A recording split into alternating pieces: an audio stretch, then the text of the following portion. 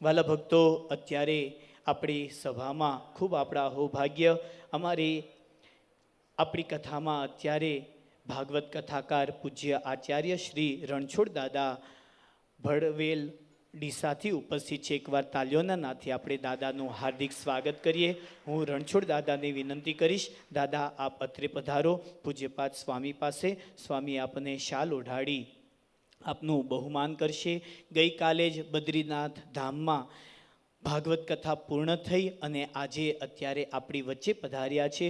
બહુ સારા કથાકાર છે અને કથા જે કરતા હોય ને એને કથા સાંભળવી એ પણ બહુ મોટી વાત કહેવાય. અત્યારે આપણી વચ્ચે પધાર્યા હતા અને બહુ ધ્યાનથી કથા પણ સાંભળતા હતા. સ્વામી એમને શાલ ઓઢાડી એમનું સ્વાગત કરી રહ્યા છે.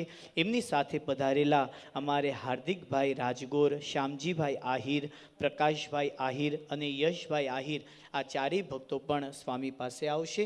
સ્વામી એમને આપણા સદ્ધામ એમના ખેસ ઓઢાડી દરેક ભક્તોનું સ્વાગત કરશે. વલ્લભ ભક્તો,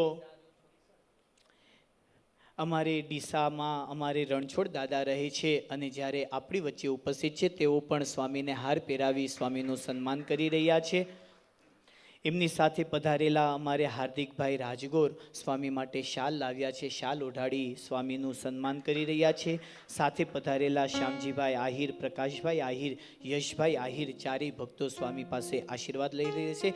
દાદા જ્યારે રણછોડ દાદા આપણી વચ્ચે ઉપસ્થિત છે ત્યારે હું રણછોડ દાદાને વિનંતી કરીશ કે આપ જ્યારે પધાર્યા છો ત્યારે અમારે યજમાન પરિવારને એવં દરેક શ્રોતાઓને આપના અંતરના આશીષ પાઠવો.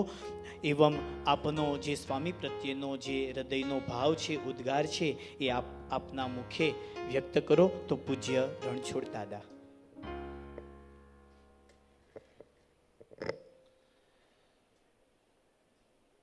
નિજાશ્રિતાનાં સકલાર્તિહંતાં સધર્મભક્તે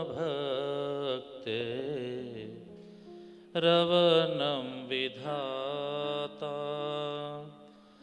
દાતા સુખાનાં મનસેપ્સિતાનાં તનોતુ કૃષ્ણાખિલમંગલં કુરુ. બોલીએ ભાગવત ભગવાન કી જય, ગંગા મૈયા કી જય, પૂજ્ય સત શ્રી સ્વામીજી મહારાજ કી જય, સબ હરિભક્તન કી જય, સબ સંતન કી જય. નમઃ પાર્વતી પતયે હર હર મહાદેવ. પરાત્પર બ્રહ્મ અકારણ કરુણાવરુણાલય શબ્દ જે સ્વરૂપ ભગવાન ભાગવતજીના ચરણોમાં સાષ્ટાંગ કોટી પ્રણામ. પૂજ્ય સત શ્રી સ્વામીજી મહારાજ જે વ્યાસાસન ઉપર બિરાજિત થઈને ભગવાનની દિવ્ય કથાનું રસપાન કરાવી રહ્યા છે અને એ કથા સાંભળવાનો આજે મને મોકો મળ્યો અને મોકો પણ બહુ શોધ્યા પછી મળ્યો છે. એટલે પૂજ્ય સ્વામીજીના ચરણોમાં પણ ખૂબ ખૂબ સાષ્ટાંગ કોટી પ્રણામ કરું છું. આપ સૌ વિવિધ ક્ષેત્રથી પધારેલા સૌ શ્રોતાભાઈ બહેનો, યજમાન પરિવાર, મુખ્ય યજમાન પરિવાર, સહયજમાન પરિવાર અને બ્રહ્મ દેવતાઓ, આપ સૌને પણ ખૂબ ખૂબ વંદન. વિશેષ અહીંયા સંગીતજ્ઞ બિરાજિત છે, માં સરસ્વતીની ઉપાસના કરનારા એવા સંગીત ભાઈઓ, બ્રહ્મ દેવતાઓ, મારી સાથે પધારેલા મારા એનપી સ્ટુડિયો આદિપુર કચ્છ અને પૂજ્ય હાર્દિકભાઈ શાસ્ત્રીજી અને મારી આખી ટીમ, આપ સૌને ખૂબ ખૂબ જાજા જાજા જય સ્વામિનારાયણ. સમયનો, કારણ કે ભોજન કાલે ભાષણમ ભક્ષિતમ ભવતું એવું મારું સંસ્કૃત કહે છે, એટલે ભોજનનો સમય થયો છે. પણ 1-2 મિનિટમાં મારી વાતને પૂર્ણ કરી લઉં. પૂજ્ય સ્વામીજીનો દિલનો રાજીપો અને મારા દિલમાં જે ભાવ એને લઈને અહીંયા આવવાનું થયું. તો અહીંયા મારું વેદાંત આશ્રમમાં અત્યારે ઉતારો તો સ્વામીજી અહીંયા પહોંચવું હતું. હું લાઈવમાં જોતો તો સ્વામીજી અહીંયા છે પણ ક્યાં છે, તો કોઈ અંદર એડ્રેસ કે કોઈ એવું કાંઈ હતું નહીં. તો 1-2 સ્વામીજીઓને ફોન કર્યા, એ સ્વામીજીએ આપનો એડ્રેસ આપ્યો અને પછી હું અહીંયા પહોંચ્યો. બસ મોકો એટલો જ હતો કે સ્વામીજીને ક્યારે નિરખું નયનથી નિરખું નહીં ને નિકટ લાગે નાથ. એ ભાવ હતો એટલે મને એમ કે, કારણ કે સ્વામીજી હમણાં જ અમારા ડીસામાં પધાર્યા, પણ સંયોગ એવો હતો કે એ વખતે હું કથાયાત્રામાં બહાર હતો. સ્વામીજીનું રાત્રિમાં બહુ વિશાળ આયોજન હતું અને આપના યજમાન શ્રી જે કનુભાઈને એમનો પરિવાર જે હતો એમણે પણ મને કહ્યું ફોન કરીને, મને કે આચાર્યજી પધારો, દાદા પધારો. પણ મેં કીધું ભાઈ હું તો બહાર છું. સ્વામીજીને મળવા માટે આવી જ રીતે હું 2018માં સુરતમાં મારી કથા હતી ત્યારે ગયેલો. તો ત્યારે સ્વામીજીનું આશ્રમમાં હું ગયો, ત્યાં દર્શન કર્યા, પણ સ્વામીજી ન મળ્યા. એટલે આ તો પ્રારબ્ધ વિના બધું પ્રાપ્ત થાય નહીં. કારણ કે સંત દર્શન અરુ હરિકથા તુલસી દુર્લભ દોય. આ જીવનમાં બહુ મોટા દુર્લભ છે તો સંતના દર્શન થવા અને હરિકથા સાંભળી લેવી. અને તમે તો હરિદ્વારની પેઢીએ બેઠા છો અને સ્વામીજીના મુખથી સાંભળો છો એટલે વિશેષ એનો રાજીપો છે. ભાગવતમાં બે પાત્રો છે, એક જાગે છે ને એક ભાગે છે. બસ શોર્ટકટ આટલું સમજી લઈએ એટલે આપણને ભાગવતનો બહુ આનંદ આવશે. જાગવાવાળું પાત્ર કોણ છે અને ભાગવાવાળું પાત્ર કોણ છે? તો કહે છે જાગવાવાળું પાત્ર એટલે પરીક્ષિતજી મહારાજ અને ભાગવાવાળું પાત્ર હોય તો એ કંસ છે. કંસને અસ્યસ્ત્વામ અષ્ટમો ગર્ભો હંદાયામ વહસે બુધ. હે અબુધ, આ 8મા ગર્ભથી તારું મૃત્યુ છે. આ દેવકીને તું આટલો પ્યાર કરે છે. એવું આકાશવાણી થઈ ત્યારથી કંસ ભાગતો ગયો, ભાગતો ગયો, ભાગતો ગયો. કારણ એક જ હતું. કંસને એમ હતું કે હું મારા કાળને મારી નાખું તો હું જીતી જઈશ. અને જે દિવસથી તક્ષકાદાત્મનો મૃત્યુ દ્વિજપુત્રોપસર્જિતાત, આજથી 7મા દિવસે તારું મૃત્યુ છે અને તક્ષક તને દંશ મારશે.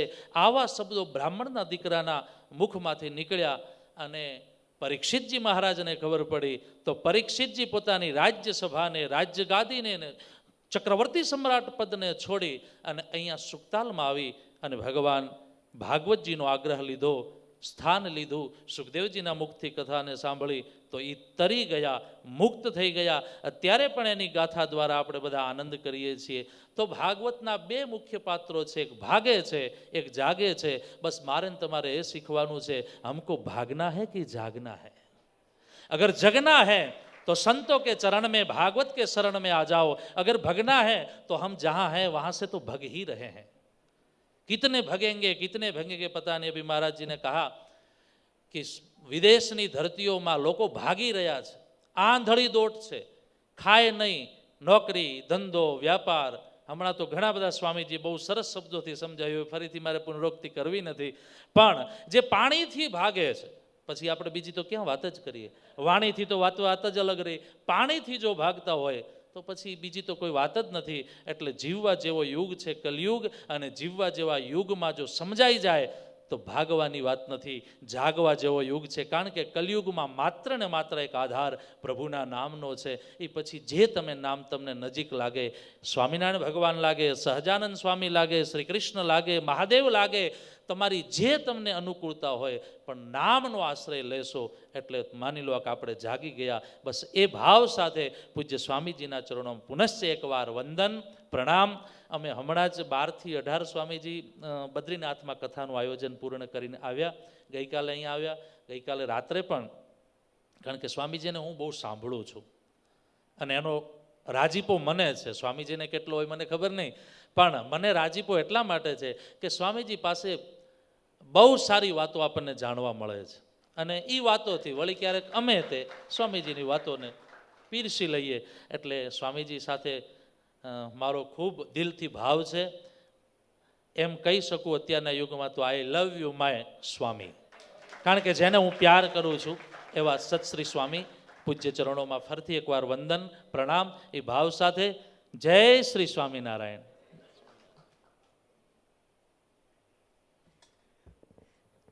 વાહ ભાઈ વાહ. એકવાર રણછોડ દાદાની ભાવનાને જોરદાર તાલીઓના નાદથી વધાવી લઈએ. પૂજ્ય રણછોડ દાદાની ઘણા વર્ષોની તમન્ના હતી. વાત કરતા હતા ને કે 2018ની સાલમાં મળવા માટે આવ્યો હતો, પણ સંજોગ ન થયા. પરંતુ આ વખતે સ્વામીની સાથે મુલાકાત થઈ અને એમના હૃદયના ઉદ્ગારો અમારે રણછોડ દાદાએ વ્યક્ત કર્યા. વલ્લભ ભક્તો,